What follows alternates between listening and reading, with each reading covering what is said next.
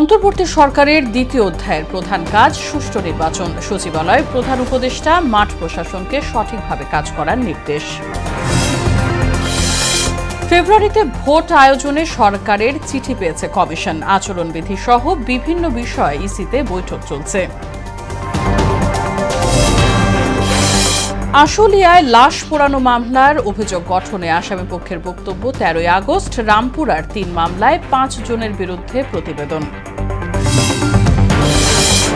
এবং রাজধানীর ভাটারা থানার মামলায় গ্রেফতার সুমাইয়া জাফরিনের 5 দিনের রিমান্ড। দুদকের মামলায় কারাগারে রেববির সাবেক পিসি কলিমুল্লাহ।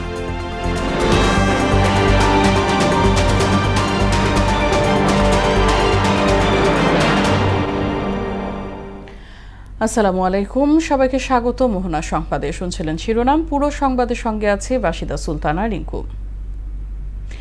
প্রধান উপদেষ্টা অধ্যাপক মোহাম্মদ ইউনূস বলেছেন, অন্তর্বর্তী সরকারের প্রথম ও প্রধান কাজ হল আসন্ন জাতীয় নির্বাচন সুষ্ঠুভাবে সম্পন্ন করা। সচিবালয় প্রধান উপদেষ্টা পরিষদের বৈঠক শেষে সাংবাদিকদের এই তথ্য জানান প্রধান উপদেষ্টার প্রেস সচিব শফিকুল আলম। অবাধ সুষ্ঠু নির্বাচন আয়োজনে প্রধান উপদেষ্টা মাঠ পর্যায়ের প্রশাসকদের সঠিকভাবে কাজ করার নির্দেশ দিয়েছেন বলেও জানান তিনি। শামীমুজ্জামান চৌধুরীর রিপোর্ট। গেল 5 আগস্ট প্রধান উপদেষ্টা জাতির উদ্দেশ্যে ভাষণ দেওয়ার পর পুরো দেশ এখন নির্বাচনী ডামাডোলে ব্যস্ত। এরই মধ্যে রোজার আগে ফেব্রুয়ারিতে জাতীয় নির্বাচন অনুষ্ঠানের জন্য নির্বাচন কমিশনকে চিঠি দিয়েছে প্রধান উপদেষ্টার কার্যালয়। বৃহস্পতিবার সকালে সচিবালয় উপদেষ্টা পরিষদের নিয়মিত বৈঠক অনুষ্ঠিত হয়। দায়িত্ব নেওয়ার পর দ্বিতীয়বারের মতো প্রশাসনের প্রাণকেন্দ্র সচিবালয়ে আসেন প্রধান উপদেষ্টা ডক্টর মোহাম্মদ ইউনূস। 2.5 ঘন্টার বেশি সময় ধরে চলে এ বৈঠক। নির্বাচন সামনে রেখে এতে নানা নির্দেশনাও দেন প্রধান উপদেষ্টা। বৈঠক শেষে প্রধান উপদেষ্টার প্রেস সচিব শফিকুল আলম বলেন, অবাধ সুষ্ঠু ও নিরপেক্ষ নির্বাচন আয়োজনেই সরকারের প্রথম ও প্রধান কাজ বলে জানান প্রধান উপদেষ্টা। উনি বলেছেন যে আজকের থেকে দ্বিতীয় অধ্যায় শুরু, এবং উনি বলেছেন যে এই দ্বিতীয় অধ্যায়ের প্রথম এবং প্রধান কাজ হলো নির্বাচন সুন্দরভাবে করা। 8 আগস্ট 2024 থেকে 31 জুলাই 2025 পর্যন্ত 315টি সিদ্ধান্ত নেন এটা কাউন্সিল অফ অ্যাডভাইজার বা ক্যাবিনেট। তার মধ্যে বাস্তবায়িত হয়েছে 247টি। যে কোনো গভর্নমেন্টের স্বাধীনতার পরে যে কোনো গভর্নমেন্টের জন্য এটা একটা রেকর্ড, এই বাস্তবায়নের রেকর্ড। দেশের আইন শৃঙ্খলা পরিস্থিতি আগের চেয়ে ভালো হয়েছে উল্লেখ করে প্রেস সচিব বলেন, সুষ্ঠু নির্বাচনের জন্য মাঠ প্রশাসনকে সঠিকভাবে কাজ করার বিষয়েও নির্দেশনা দিয়েছেন প্রধান উপদেষ্টা। একটা দুইটা খুব সেন্সেশনাল মার্ডার হলে অনেকে ভাবছেন যে এই বাংলাদেশের আইন শৃঙ্খলা পরিস্থিতি বুঝি একদম ভেঙে পড়ছে। আপনি যদি পুলিশ হেডকোয়ার্টারকে আমরা বলে দিয়েছি যে এখানে পুরোপুরি ট্রান্সপারেন্ট থাকতে, তারা প্রতি মাসে স্ট্যাটিস্টিক্স দিচ্ছে। নির্বাচনে আইন শৃঙ্খলা বাহিনীর সংখ্যা বাড়ানো হবে বলেও জানান প্রেস সচিব। 8 লক্ষর মতো দেওয়া যাবে। এখন চিন্তা ভাবনা করা হচ্ছে যে আরো বেশি দেওয়া যায় কিনা, আরো 40-50 হাজার অ্যাড করা যায় কিনা। শামীমুজ্জামান চৌধুরী, মোহনা সংবাদ, ঢাকা। 2026 সালের ফেব্রুয়ারিতে ভোট আয়োজনে প্রধান উপদেষ্টার কার্যালয়ের নির্দেশনার চিঠি পেয়েছে নির্বাচন কমিশন। বিষয়টি নিশ্চিত করেছেন কমিশন সচিব আক্তার আহমেদ। এদিকে রাজনৈতিক দলের প্রার্থীদের আচরণ বিধিমালা, গণপ্রতিনিধিত্ব আদেশ 1972 সংশোধন অধ্যাদেশ নিয়ে আলোচনায় বসেছে কমিশন। এতে সভাপতিত্ব করছেন প্রধান নির্বাচন কমিশনার এম নাসির উদ্দিন। দুপুরে 1 ঘণ্টা বিরতির পর আবারও বৈঠক শুরু হয়েছে এবং শেষ খবর পর্যন্ত বৈঠক চলছে। এ বিষয়ে আরো জানাতে নির্বাচন কমিশন থেকে যুক্ত হচ্ছেন সহকর্মী সুরায়া মুন্নি। কমিশনের বৈঠকটি কোন পর্যায়ে আছে, আলোচনার কোন কোন বিষয় প্রাধান্য পাচ্ছে আমাদেরকে জানান।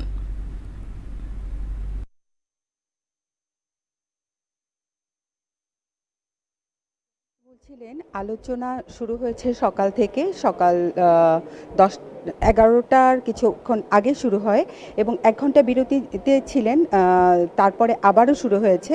কিন্তু এখানে এখনও আমাদের কিছুক্ষণ আগে আমরা কথা বলতে চেষ্টা করেছি আমি, কিন্তু উনি যে প্রধান নির্বাচন কমিশনার থেকে অন্যান্য কমিশনাররা যেটা বলেছেন যে এখনও পর্যন্ত তাদের সমস্ত আলোচনা শেষ হয়নি, তবে শুধুমাত্র আচরণবিধির উপরে তার আলোকপাত বেশি করছেন। রাজনৈতিক প্রার্থীদের আচরণবিধি নিয়ে এখানে কথা বলা হচ্ছে এবং একই সঙ্গে আরপিও সংশোধনী নিয়েও কথা বলছেন। তো এখনও তাদের সমস্ত আলোচনা এখনও শেষ হয়নি, তবে এটা ওরা শেষ হওয়ার পরে হয়তো আমাদের সাথে আলোচনা একটা ব্রিফ করবেন, কিন্তু ততক্ষণ পর্যন্ত আমরা অপেক্ষা করছি যতক্ষণ না পর্যন্ত ব্রিফের সমস্ত কথা, সমস্ত বক্তব্য আমরা জানতে পারছি। এদিকে নির্বাচনের আচরণবিধি নিয়ে যে কথাগুলো ওনারা ভিতরের থেকে আলোচনা করছেন সেটা নিয়ে এখনও আমাদেরকে তেমন কিছু জানাতে পারছেন না এবং ওনারা বলছেন যে আমরা জানাবো, কিন্তু এখনো পর্যন্ত তাদের সমস্ত আলোচনা শেষ হয়নি বলে আমরা জানতে পেরেছি। তো রিঙ্কু, এই ছিল আমার কাছে এইখানের সর্বশেষ। আরও সম্পূর্ণটা তথ্য জানার পরে আমরা আবার যুক্ত হব আপনার সাথে। ধন্যবাদ মুন্নি। জন আকাঙ্ক্ষা ধারণ করে ফেব্রুয়ারিতে নির্বাচন অনুষ্ঠানের ঘোষণা করায় অন্তর্বর্তী সরকারকে ধন্যবাদ জানিয়েছেন বিএনপির সিনিয়র যুগ্ম মহাসচিব রুহুল কবির রিজভী। এই নির্বাচন অবাধ ও সুষ্ঠু হবে বলেও প্রত্যাশা জানান তিনি। মাইলস্টোন ট্র্যাজেডিতে নিহত মাসুমা বেগমের পরিবারকে তারেক রহমানের পক্ষ থেকে আর্থিক সহায়তা দেওয়ার পর এসব কথা বলেন রিজভী। বিএনপির ভারপ্রাপ্ত চেয়ারম্যান নিহত মাসুমার ছেলে আব্দুল্লাহর পড়াশোনার দায়িত্ব নিয়েছেন বলেও জানান তিনি। অন্তর্বর্তীকালীন সরকারের প্রধান ডক্টর মোহাম্মদ ইউনূস সাহেবকে আমি ধন্যবাদ জানাই। জনগণের দাবি, মানুষের আকাঙ্ক্ষা, সেই আকাঙ্ক্ষাকে তিনি ধারণ করে তিনি রমজানের পূর্বেই নির্বাচন ঘোষণা করেছেন। আমি মনে করি তিনি শুধু রাজনৈতিক দল নয়, জন আকাঙ্ক্ষার প্রতি শ্রদ্ধা জানিয়ে তিনি এই ঘোষণাটা দিয়েছেন। আশুলিয়ায় হত্যার পর লাশ পোড়ানো সহ 7 জনকে হত্যার মামলায় অভিযোগ গঠনে প্রসিকিউশনের শুনানি শেষ হয়েছে। আসামিপক্ষের শুনানির জন্য 13 আগস্ট দিন ধার্য করেছেন আন্তর্জাতিক অপরাধ ট্রাইব্যুনাল 2। এছাড়া রামপুরায় 2 জনকে হত্যা এবং কার্নিশে ঝুলে থাকা ব্যক্তিকে গুলির ঘটনায় সাবেক ডিএমপি কমিশনার হাবিবুর সহ 5 পুলিশ সদস্যের বিরুদ্ধে অভিযোগপত্র দাখিল করেছে প্রসিকিউশন। আরও জানাচ্ছেন কাজী পাপ্পু। আগুনে পুড়িয়ে ফেলা হচ্ছে 6 তরুণের লাশ, যাদের একজন তখনও জীবিত। শেখ হাসিনা সরকারের পতনের দিন এমন বর্বরতায় মেতেছিল আইন শৃঙ্খলা রক্ষাকারী বাহিনীর সদস্যরা। তার আগে 4 আগস্ট আশুলিয়া থানার সামনে আরও একজনকে গুলি করে হত্যা করা হয়।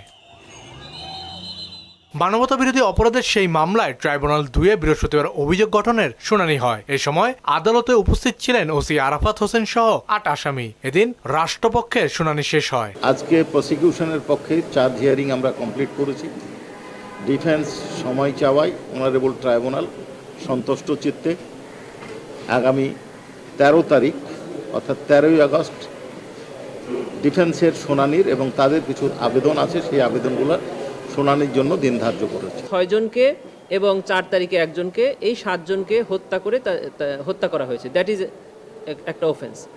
আরেকটি অফেন্সের বর্ণনা আমরা দিয়েছি, সেটা হলো হত্যার পরে অথবা জীবিত অবস্থায় এই 6 জনকে যে পুড়িয়ে তাদের শরীর বিকৃত করে দেওয়া হয়েছে, এটাকে আমরা বলেছি যে এটা হলো আদার ইনহিউম্যান অ্যাক্ট, মানে অন্যান্য অমানবিক আচরণ করার অপরাধ। এছাড়া জুলাই আন্দোলনে রামপুরায় কার্নিশে ঝুলে থাকা এক যুবককে গুলি ও 2 জনকে হত্যা মামলায় সাবেক ডিএমপি কমিশনার হাবিবুর রহমান সহ 5 জনকে অভিযুক্ত করে ট্রাইব্যুনালে আনুষ্ঠানিক অভিযোগ দাখিল করেছে প্রসিকিউশন। কার্নিশে ঝুলেছিল একজন ব্যক্তি, তাকে গুলি করা হয়েছিল।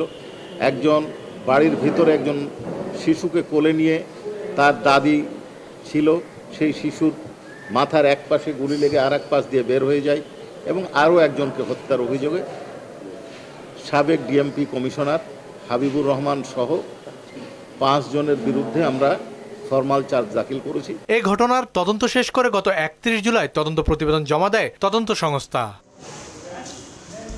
কাজী পাপ্পু, মোহনা সংবাদ, ঢাকা।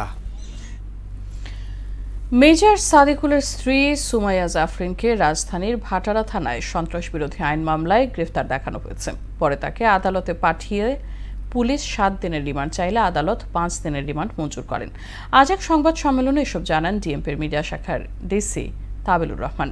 এর আগে বসুন্ধরা এলাকার কাছে আওয়ামী লীগের নেতাকর্মীদের গেরিলা প্রশিক্ষণ দেওয়ার ঘটনায় বুধবার জাফরিনকে গ্রেফতার হেফাজতে নেয় ঢাকা মহানগর গোয়েন্দা পুলিশ। এদিকে দুদকের মামলায় রাজধানীর মোহাম্মদপুর থেকে বেগম রোকেয়া বিশ্ববিদ্যালয়ের সাবেক ভিসি নাজমুল আহসান কলিমুল্লাহকে গ্রেফতার করেছে ঢাকা মহানগর পুলিশের গোয়েন্দা শাখা ডিবি। পরে দুদক আদালতে হাজির করলে আদালত তাকে কারাগারে পাঠানোর আদেশ দেন। জুলাই অভ্যুত্থানে শহীদদের তালিকা থেকে 8 জনের নাম বাতিল করে গ্যাজেট প্রকাশ করেছে সরকার। মুক্তিযুদ্ধ বিষয়ক মন্ত্রণালয়ের গ্যাজেট অধিশাখা তালিকা থেকে তাদের নাম বাদ দিয়ে প্রজ্ঞাপন জারি করা হয়। গ্যাজেট থেকে বাদ পড়া 8 জন হলেন টাঙ্গাইলের খলিলুর রহমান তালুকদার, ঢাকার মুসলিউদ্দিন ও শাহজামান, নরসিংদীর জিন্না মিয়া, সাভারের মোহাম্মদ রনি, নারায়ণগঞ্জের তাওহিদুল আলম জিসান, পটুয়াখালীর বশির সর্দার এবং শরীয়তপুরের বাঁধন। জুলাই আন্দোলনের কোনো খবরই জানতেন না আয়নাঘরে বন্দী ব্রিগেডিয়ার জেনারেল আবদুল্লাহিল আমান আজমি।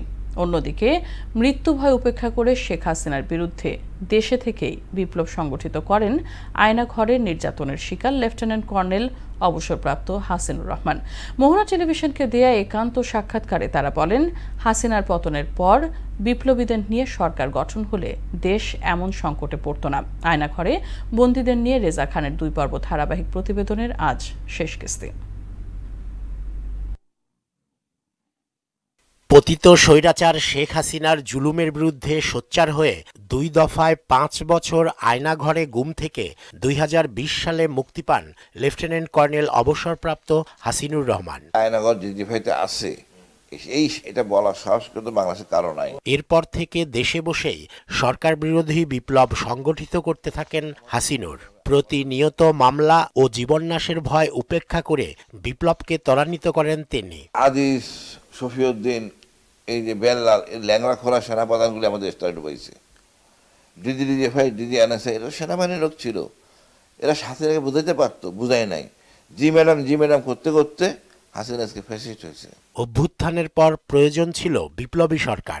গোয়েন্দাদের সঙ্গে সরকারের দূরত্ব বাড়ায় রাষ্ট্র পরিচালনায় ব্যাঘাত ঘটছে উল্লেখ করে নিজেদের মতো করে সংবিধান প্রণয়নের তাগিদ দেন হাসিনুর রহমান। এই গোয়েন্দাদের সাথে ডক্টর ইউনূস সরকারের বিশাল একটা গ্যাপ রয়ে গেছে। আমরা নিজেরা বসে সরহদ উদ্যানে সামিয়ানা নিচে, তার ত্রিপুরের নিচে বসে কেন আমরা আমাদের সংবিধান লিখব না? আমাদের সংবিধান হবে আমাদের মতো করে, ব্রিটিশের মতো না, পাকিস্তানের মতো না। এদিকে আয়নাঘরে বন্দী থাকায় জুলাই আন্দোলনের কোনো খবরই পাননি ব্রিগেডিয়ার জেনারেল আবদুল্লাহিল আমান আজমি। গণ অভ্যুত্থান পরবর্তী 7 আগস্ট রাতে যমুনা সেতু প্রান্তে তাকে মুক্তি দেওয়া হয়। 11:50 আমাকে এলেঙ্গা নামিয়ে দিল। আমার যে কি আবেগ অনুভূতি বোঝানো যাবে না। এটা আমি চিৎকার করে, মানে আমার গলার এর থেকে বড় আওয়াজ করতে পারবো না। আকার, আল্লাহ তোমার আকার দেখছি, সুবহানাল্লাহ, আল্লাহু আকবার, আলহামদুলিল্লাহ, তোমার আকার দেখছি, তোমার তারা দেখছি। অন্তর্বর্তী সরকারের 11 মাসের কর্মকাণ্ডে হতাশা জানিয়ে সংস্কার ছাড়া নির্বাচন করলে কোনো লাভ হবে না বলে জানান তিনি। আপনি যদি সংস্কার না করে আপনি নির্বাচন দেন, তাহলে নতুন বদলে পুরানো মত হবে, লাভ তো হবে না কোনো। আগে সংস্কার করতে হবে, দলের মধ্যে সংস্কার করতে হবে। দলের মধ্যে কোনো আপনার গণতন্ত্র আছে চর্চা? গণতন্ত্র চর্চা থাকলে উড়ে এসে জুড়ে বসার মতো কেউ দলের নেতা হতে পারে? বৃহত্তর স্বার্থে জাতীয় নেতারা ঐক্যমত্যে না পৌঁছালে দেশের ভবিষ্যৎ অনিশ্চিত হয়ে পড়বে বলেও মন্তব্য করেন আমান আজমি। আপনারা বিভেদ করবেন না প্লিজ, আপনারা ঐক্যবদ্ধভাবে কাজ করেন, কিন্তু আমি খুব একটা আশার আলো দেখি না। রেজা খান, মোহনা সংবাদ, ঢাকা। রাত থেকে টানা বৃষ্টিতে চট্টগ্রামের বিভিন্ন এলাকায় সৃষ্টি হয়েছে জলাবদ্ধতা। বৃষ্টির কারণে সড়কে গাড়ির সংখ্যাও কম, এতে ভোগান্তি পোহাতে হচ্ছে নগরবাসীকে। পানিতে তলিয়ে আছে বদ্দারহাট, জিএসি, মুরাদপুর, আগ্রাবাদ ও চকবাজার এলাকা সহ বসতবাড়ি ও দোকানপাট। এদিকে চট্টগ্রামের 2 নম্বর গেট অক্সিজেন এলাকায় একটি কালভার্ট ধসে পড়েছে। এতে যান চলাচল বন্ধ হয়ে সৃষ্টি হয়েছে যানজট। ঘটনাস্থল পরিদর্শন করে এই বিষয়ে দ্রুত পদক্ষেপ নেওয়ার নির্দেশ দিয়েছেন সিটি মেয়র সাদাত হোসেন। সুনামগঞ্জের জামালগঞ্জে সচ্ছল ব্যক্তিদের বিরুদ্ধে জালিয়াতির মাধ্যমে সরকারি খাস জমি বন্দোবস্ত নেওয়ার অভিযোগ উঠেছে। এতে বঞ্চিত হচ্ছেন প্রকৃত ভূমিহীনরা। অভিযুক্তদের বিরুদ্ধে আইনগত ব্যবস্থা নেওয়ার আশ্বাস দিয়েছে জেলা প্রশাসন। কুলেন্দু শেখর দাসের প্রতিবেদন, জানাচ্ছেন আফরিন পপি। সুনামগঞ্জের জামালগঞ্জে জালিয়াতির মাধ্যমে বন্দোবস্ত নেওয়া হচ্ছে সরকারি খাস জমি। ক্ষমতার দাপট দেখিয়ে উচ্ছেদ করা হচ্ছে প্রকৃত ভূমিহীনদের। প্রভাবশালী মহল ভূমিহীন সেজে দখল করছে সরকারি খাস জমি। এতে ভূমিক্ষেকদের হামলা মামলার ভয়েও আতঙ্কে দিন কাটছে তাদের।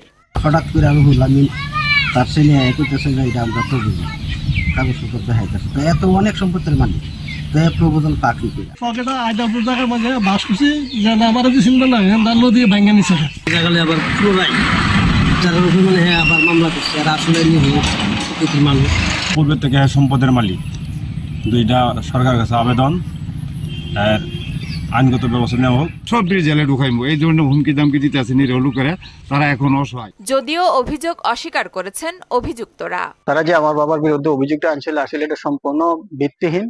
আমার বাবার পর্যাপ্ত ভূমি ছিল না বিদায়ী বন্দোবস্তের আবেদন করছে এবং অনেক যাচাই বাছাই পরে 89-90 বন্দোবস্ত না আগেনটা 2001 এটা ফাইনাল করে আমাদেরকে বন্দোবস্ত দিয়েছে।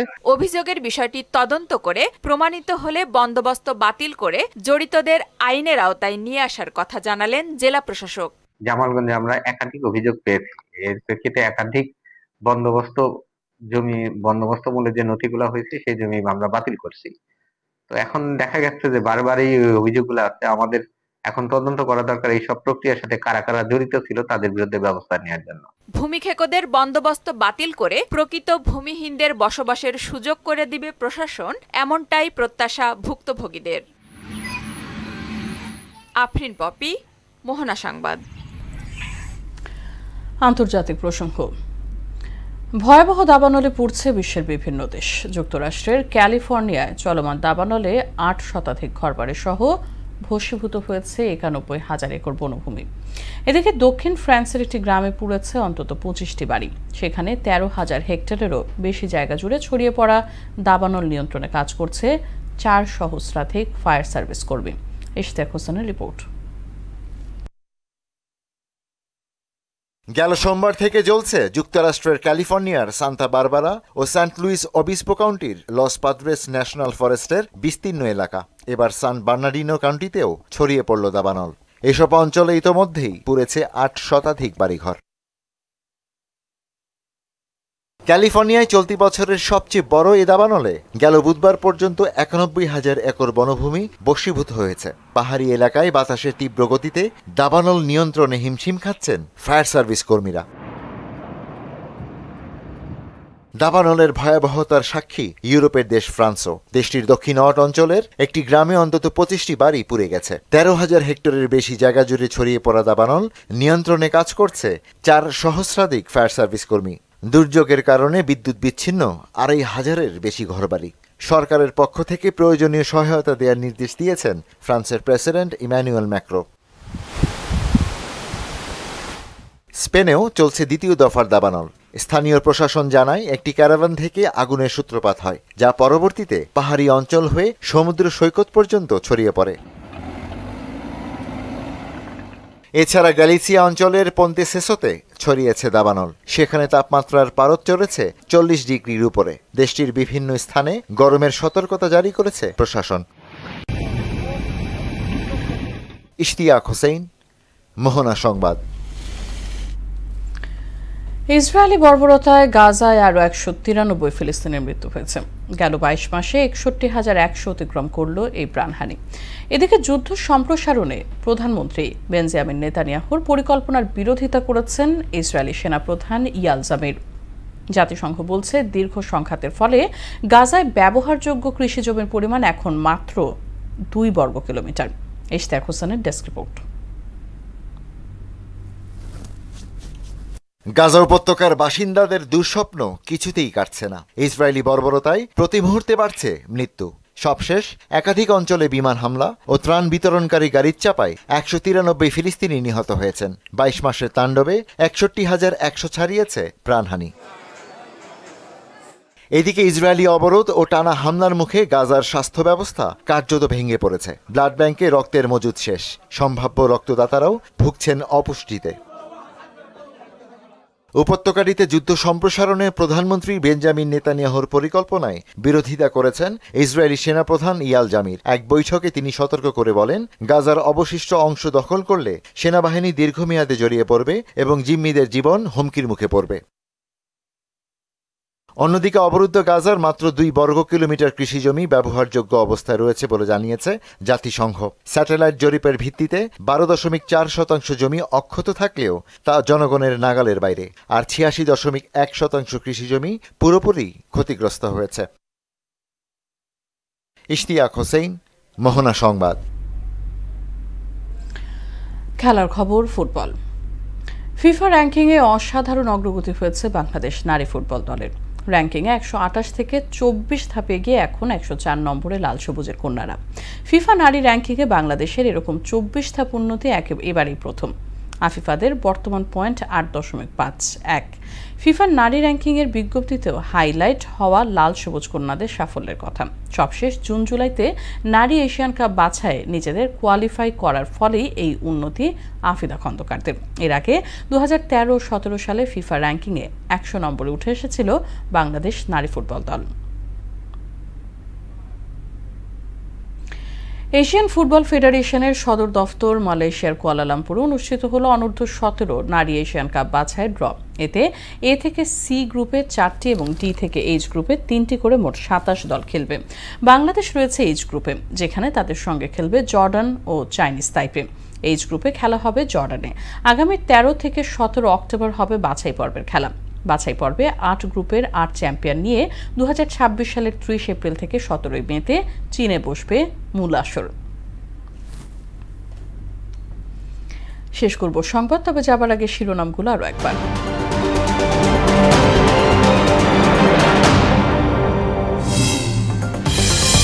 অন্তর্বর্তী সরকারের দ্বিতীয় অধ্যায়ের প্রধান কাজ সুষ্ঠু নির্বাচন। সচিবালয় প্রধান উপদেষ্টা মাঠ প্রশাসনকে সঠিকভাবে কাজ করার নির্দেশ। ফেব্রুয়ারিতে ভোট আয়োজনে সরকারের চিঠি পেয়েছে কমিশন। আচরণবিধি সহ বিভিন্ন বিষয়ে ইসিতে বৈঠক চলছে। আশুলিয়ায় লাশ পোড়ানো মামলার অভিযোগ গঠনে আসামি পক্ষের বক্তব্য। 13 আগস্ট রামপুরার 3 মামলায় 5 জনের বিরুদ্ধে প্রতিবেদন। রাজধানীর ভাটারা থানার মামলায় গ্রেফতার সুমাইয়া জাফরিনের 5 দিনের রিমান্ড। দুদকের মামলায় কারাগারে বেরোবের সাবেক ডিসি কলিমুল্লাহ।